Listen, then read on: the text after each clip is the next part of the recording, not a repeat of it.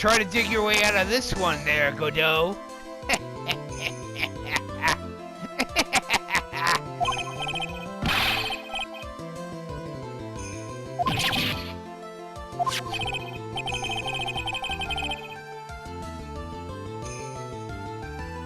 That's exactly what I'm saying there, Godot. Oh, yes. Someone pretended to be Glenn Elg and acted out the whole coffee poisoning. All for the express purpose of creating a witness out of one Mr. Victor Kudo. Objection!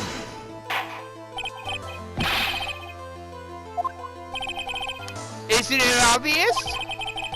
The thing Mr. Kudo was most insistent about in his testimony was the serving girl brought in by Cappuccino, but she put something in it.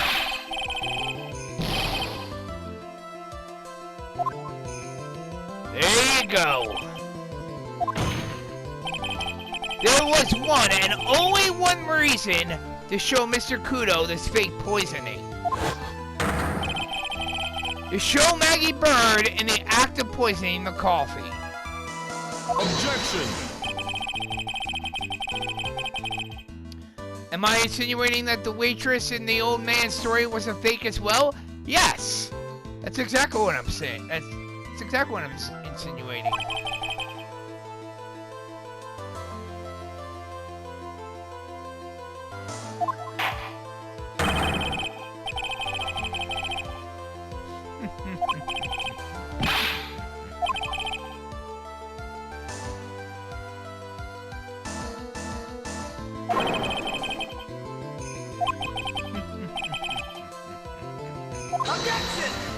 Objection, Your Honor. Nope, it's quite simple. All you have to do is testify. You are under oath, after all. Was there, in fact, a phony at Tribulations that day? The defense demands that Mr. Armstrong tell the whole truth about what happened.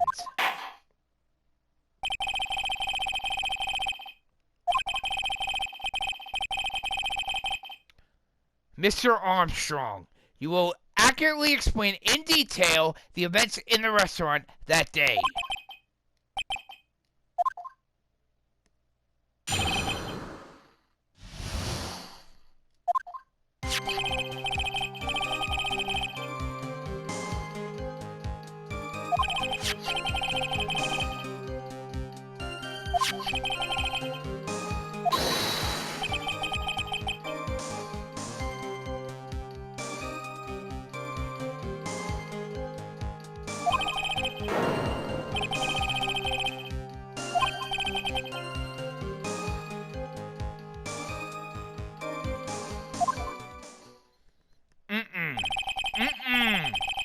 I'm not buying it.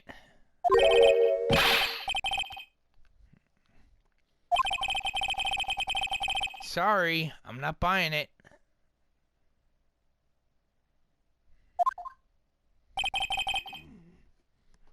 What you have just done is commit perjury, Mr. Armstrong.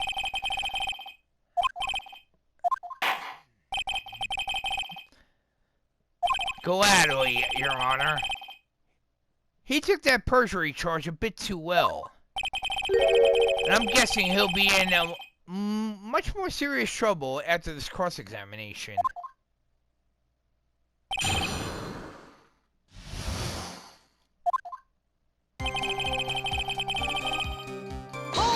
Hold it! Was he alone at his table as well?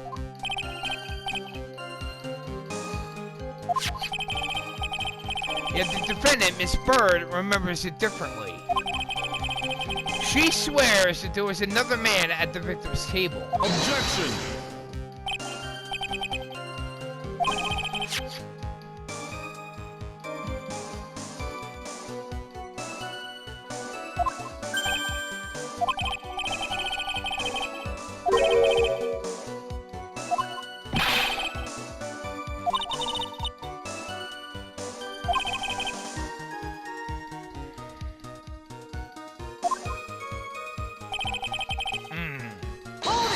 Hold it. You mean Mr. Victor Kudo, correct?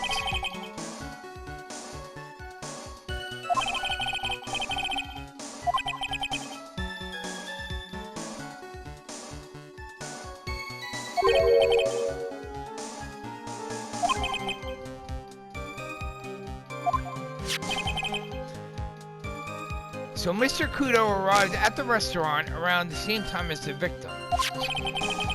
Maybe I should ask about his arrival in more detail.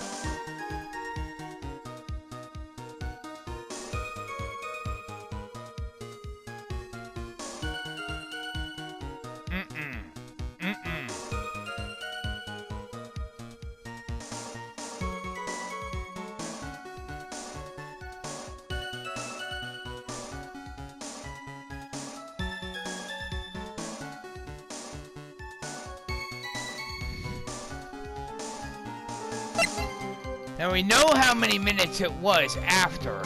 He actually claimed it was 5.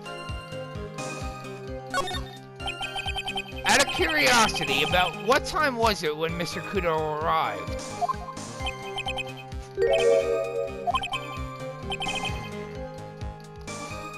I believe we were told by a witness yesterday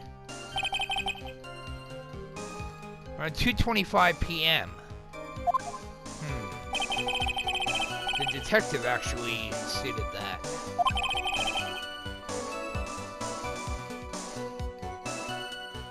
About 20 minutes after he arrived.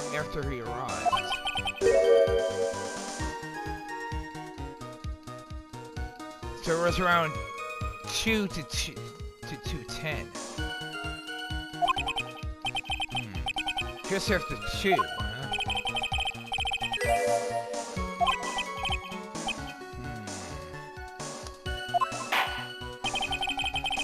Time of day will be added to the witness's testimony.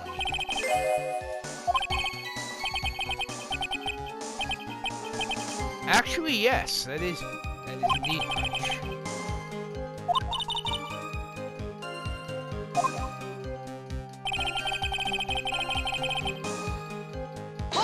Hold it!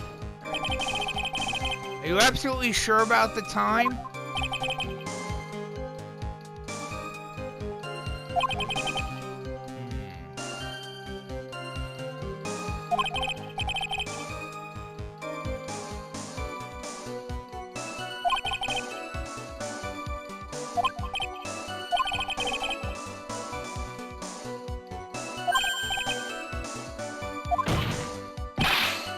Witness, get on with your testimony, please.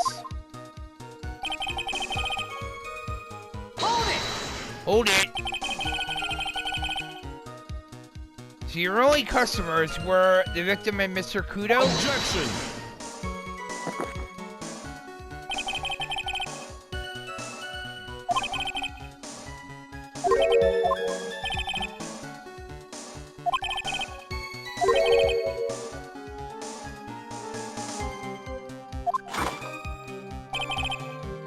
There's a hole in his testimony somewhere, I'm sure of it.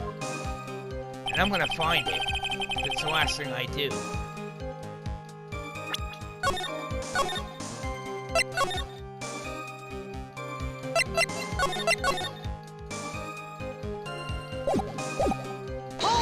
Hold it! Did you see him?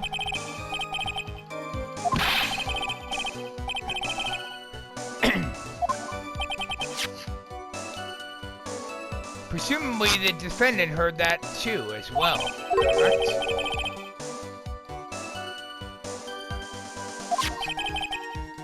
What about Mr. Kudo?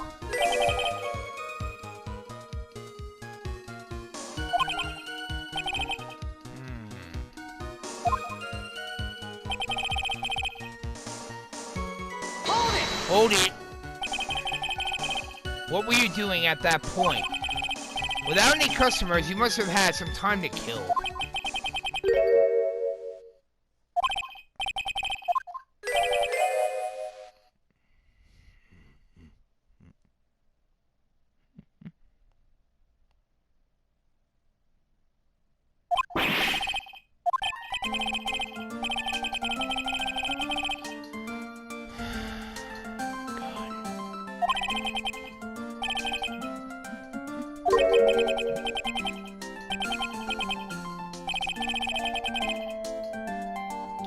No, thank you. And the music belongs to Pearl. Nobody else. Hold it! Hold it. You mean you contacted the police as soon as the incident occurred?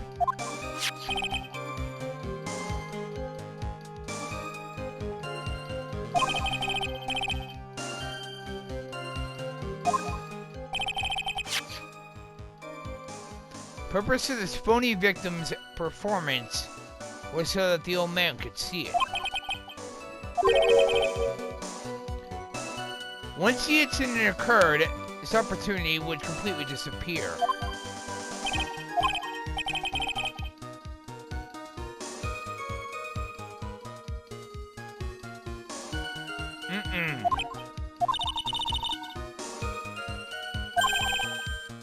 Absolutely, Maya. Someone was impersonating Mr. Elg, and I refuse to believe he was oblivious. He was there the whole time, after all.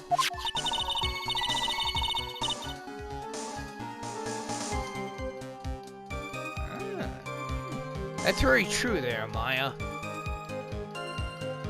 Maggie would have noticed, though she had actually passed out. I would assume that if the chef had actually noticed it, he would have passed out as well.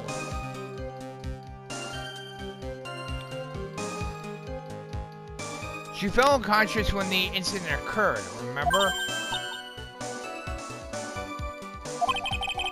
We'll know for sure once I find a hole in this testimony.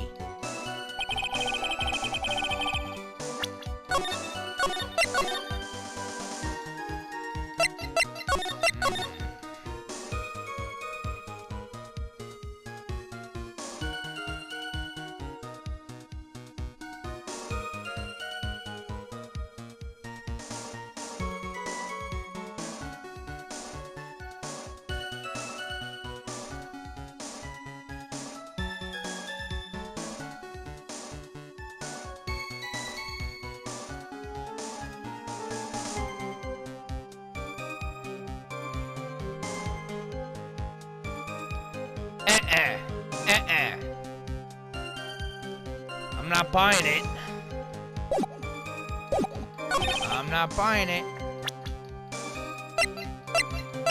And here's the reason why. Objection! Objection, Your Honor. I'm afraid I finally got you, Mr. Armstrong.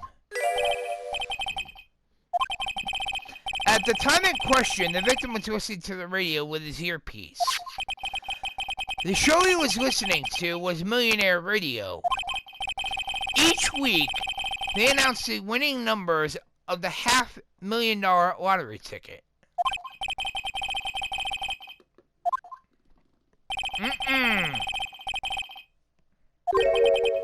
I wonder. You say the victim arrived at your restaurant after 2 p.m., correct?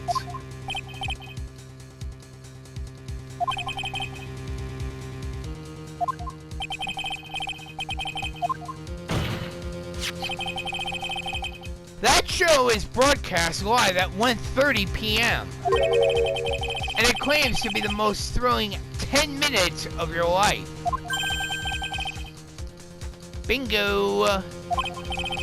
Now supposedly, the victim made some noise when it was announced that he had won. And yet, I don't believe his cry of joy could have occurred after 2 p.m. Because the show had already finished more than 30 minutes earlier by that point in time. This victim we've been told about has done nothing but the impossible. Listening to the radio in the ruptured eardrum, catching the show that was already over, there was only one conclusion you could draw from these facts. This victim was an imposter, acting out the poisoning 30 minutes after the real murder.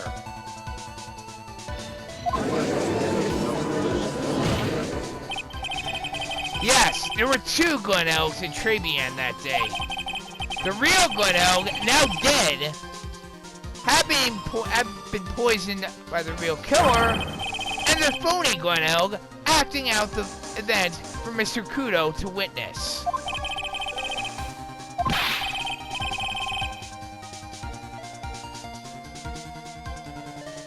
How do I explain the time discrepancy? Objection! That's not a problem.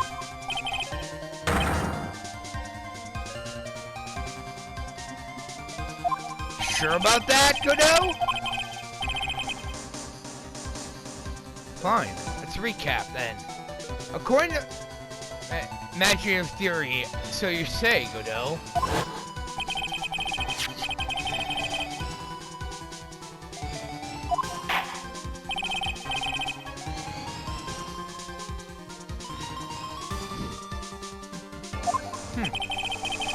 I don't believe I have to spell this out for the court. However, at that time the real Glen Elg was already dead! Objection!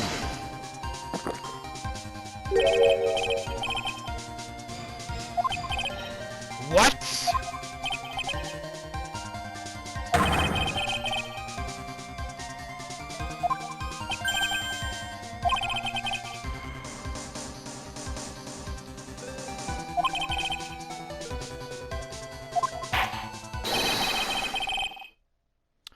Not a problem there, Godot. Where the real killer hid the body of the real victim?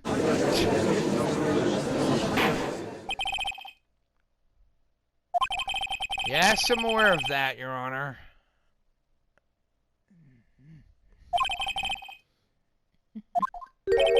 Not a problem.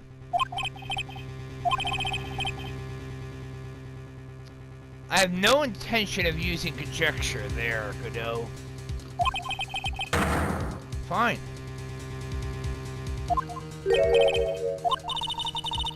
You want evidence? Fine. I thought I had him with that contradiction. He turned it all around and backed me into a corner instead.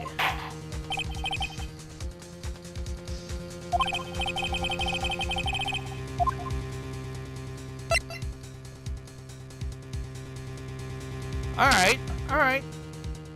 You actually think you had me cornered there, Godot? Huh.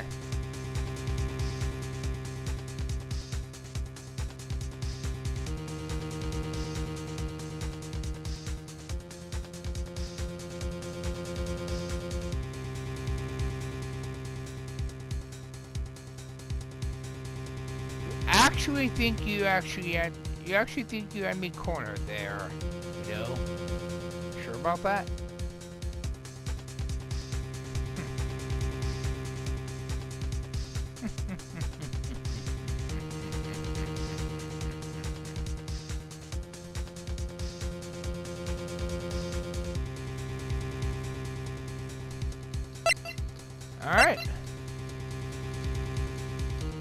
Alright, you want proof and evidence there, Godot?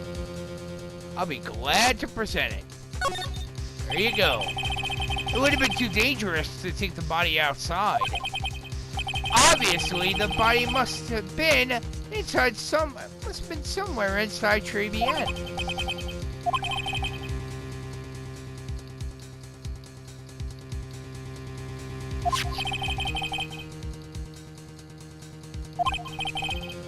Gladly, Your Honor.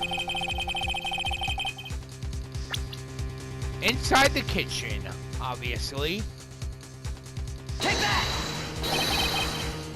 Body was hidden here. Can I back it up? I wouldn't have presented it if I couldn't back it up. Evidence? Right here.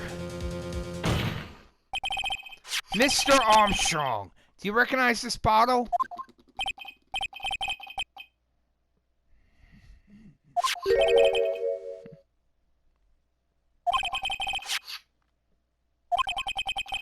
Interestingly enough, Your Honor, it was found in the kitchen of Tribulations.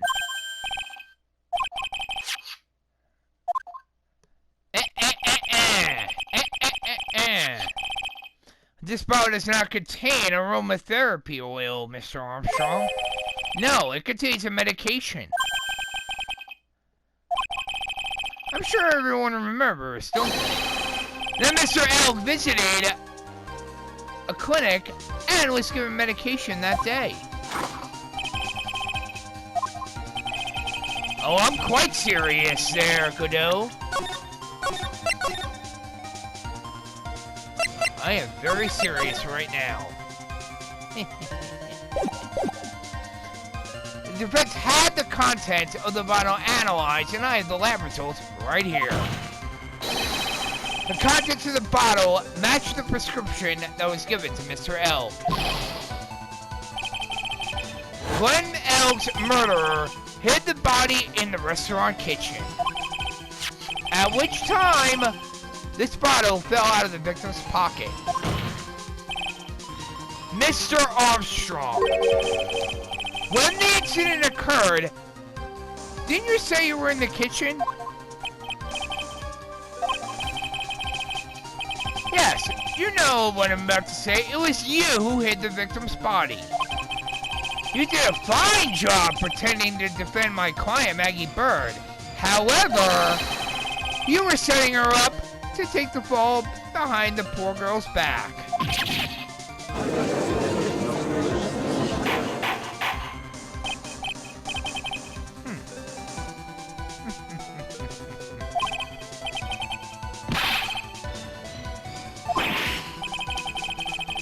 Actually, no, he did not murder Glenn Elk. That's one thing he's actually telling the truth about.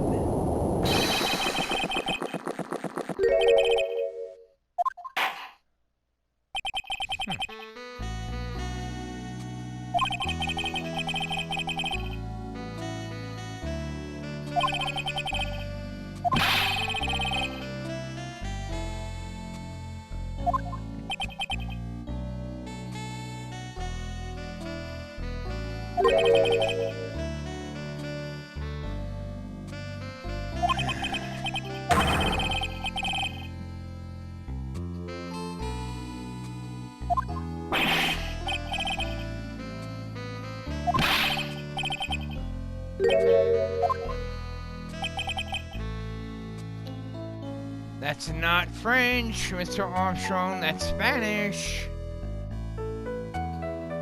Even I would know that.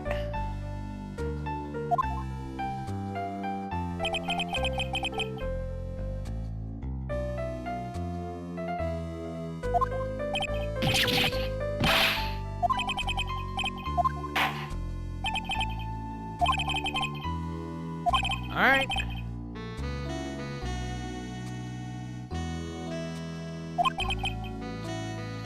If you lie under oath again, Mr. Godot's coffee mug awaits you, Mr. Armstrong.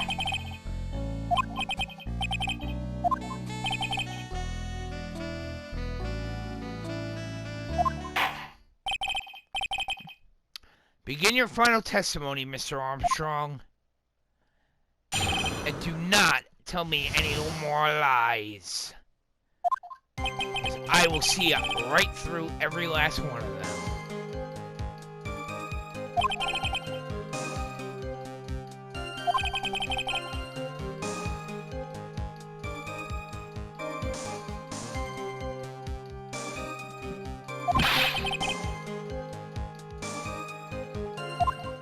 Oh, I know exactly what he's talking about.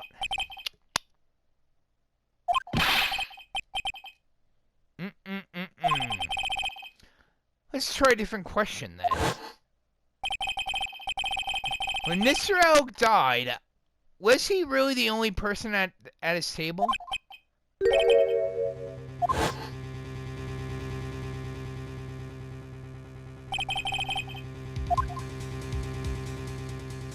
Just as I thought. I knew it. Maggie was indeed telling the truth.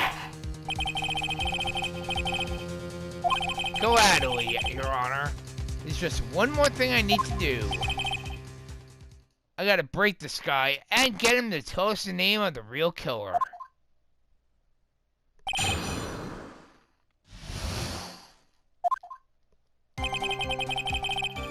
Hold it! Hold it! Did you carry the body by yourself?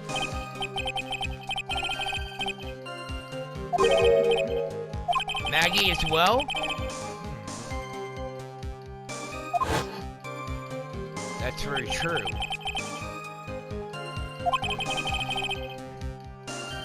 Why did you hide the bodies? Hold it! Hold it. Which man? Who was he? He's really scared.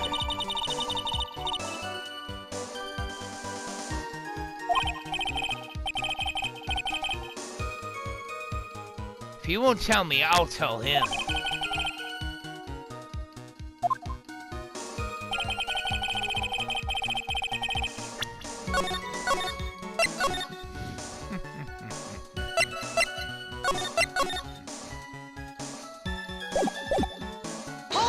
Hold it! What reason would that be, Mr. Armstrong?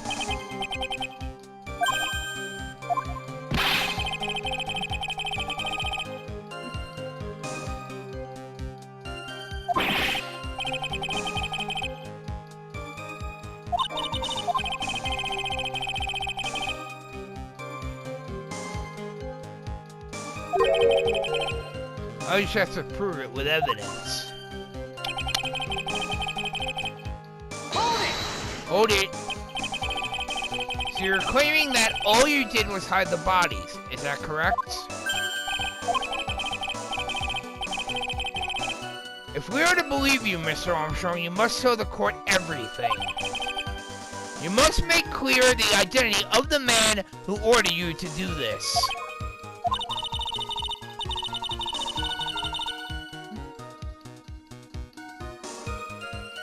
Do not stop. I agree there, Maya. He needs to stop dancing around the real issue.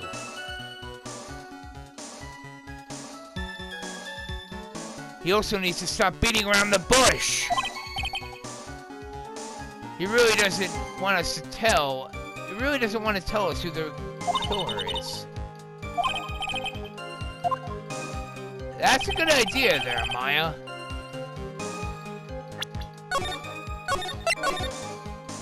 That's exactly what I intended to do. So I do not enjoy when somebody lies to me.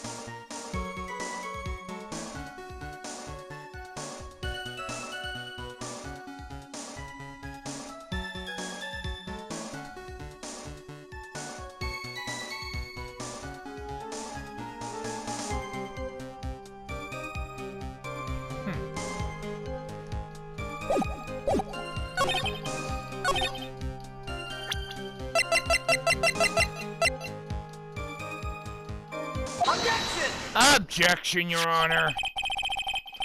You have a $500,000 debt, don't you, Mr. Armstrong?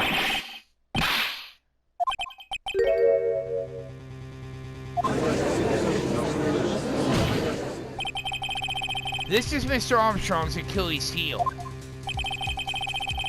And that's why you couldn't refuse anything asked of you by this man.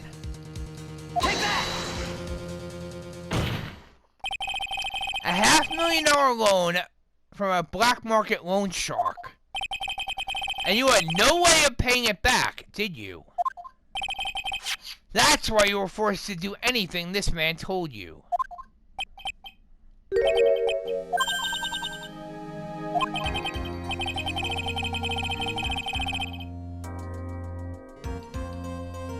Business rendezvous. I thought so.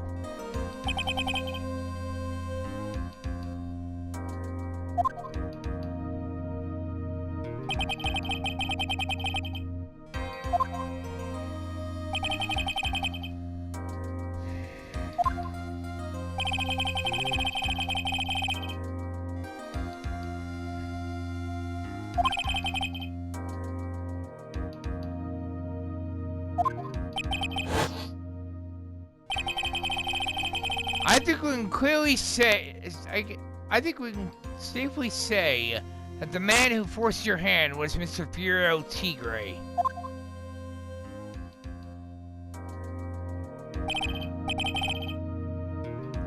I do have one further question for you, Mr. Armstrong. The poison and the lottery ticket that were found in the defendant's apron pocket, was that your doing as well?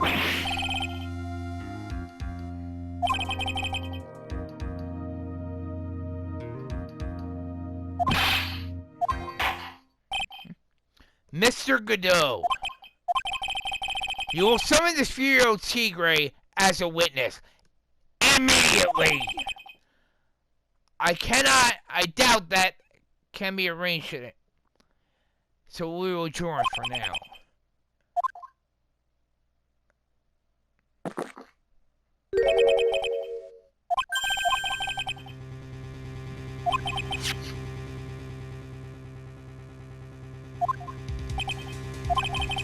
Very well.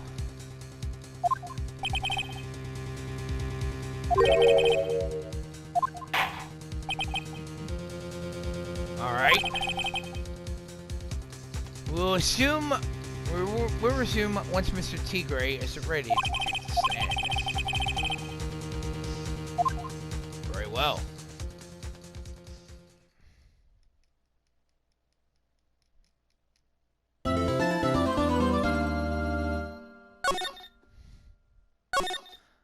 Oh, we're not done yet, everyone. We are not done yet.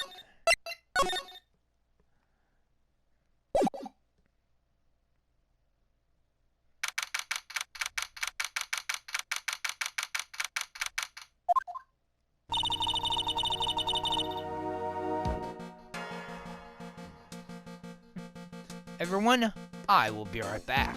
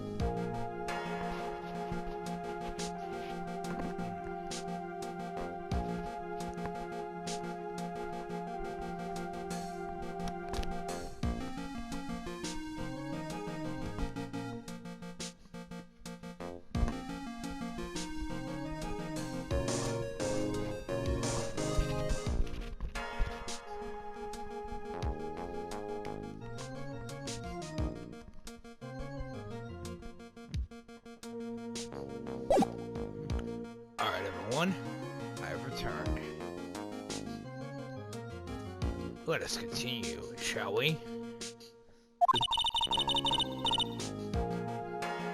I wish I could agree there, Maya. When I cross-examined Mr. Armstrong just now, he said he was just doing what the tiger told him to do. But Godot picked up on it, remember? He pointed out that without proof, we don't know if what he testified is the actual truth.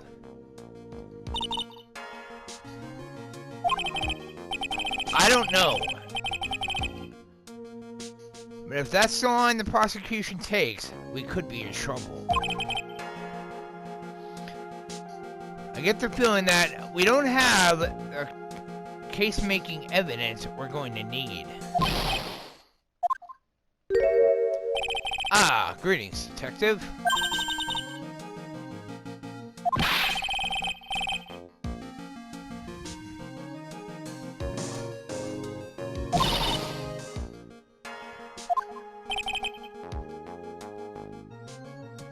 Relax there, Maya. Same with you, detective.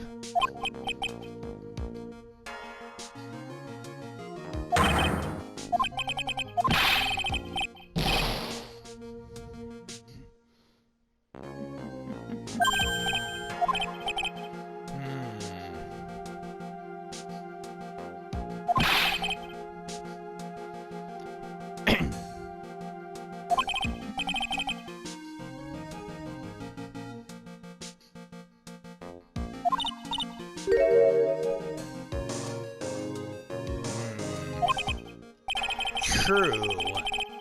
That's some kind of trump card to pull out of the bag. We're really stuck. You said you can get some fingerprint analysis done in an hour. In that case, do you mind putting the print on this for me?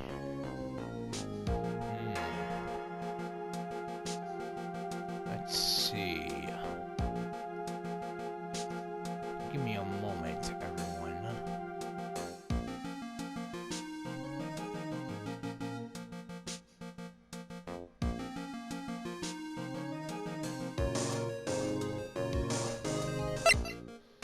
Take that! If you're going back to the station anyway, you find out whose prints are on this?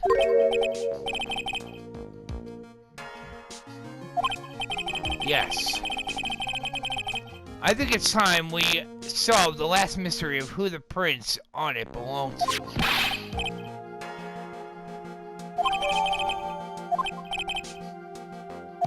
Alright.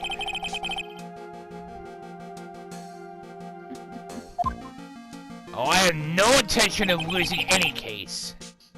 It's pretty much the final showdown, everyone.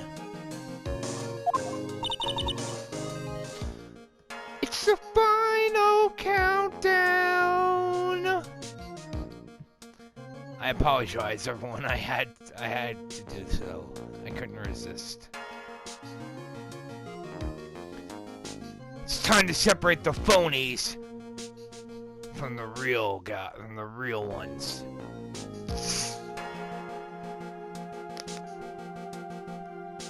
All right, everyone, buckle up. And tight. This is gonna be one hell of a wild ride, everyone.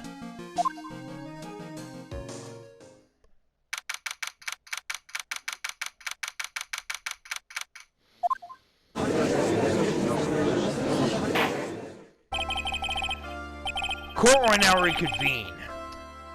Mr. Godot, did you find this Furio Tigre?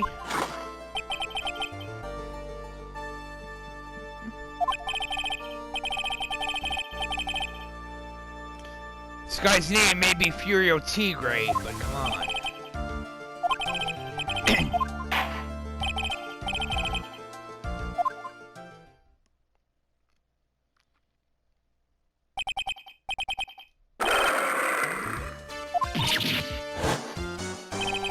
Settle down there, Maya.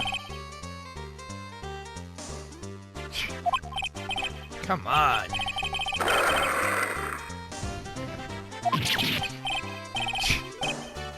Come on.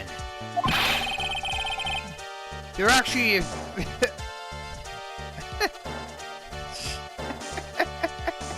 They're actually afraid of this... They're actually afraid of this guy? I'm freaking laughing. Who could have guessed that fear would induce a bad Brooklyn accent in the judge?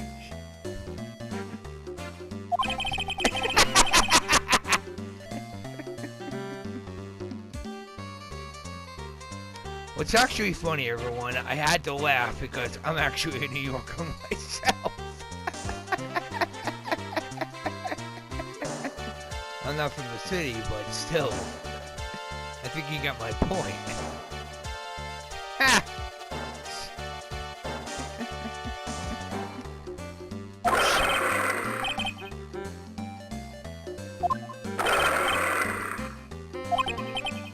So what if it was?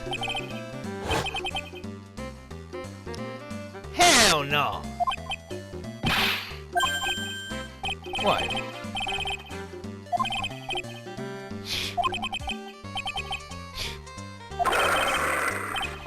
Come on!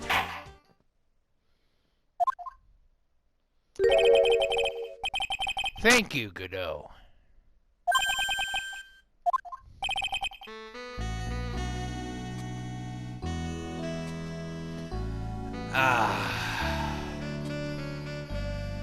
Little jazz music. Now, I actually grew up a metalhead myself, but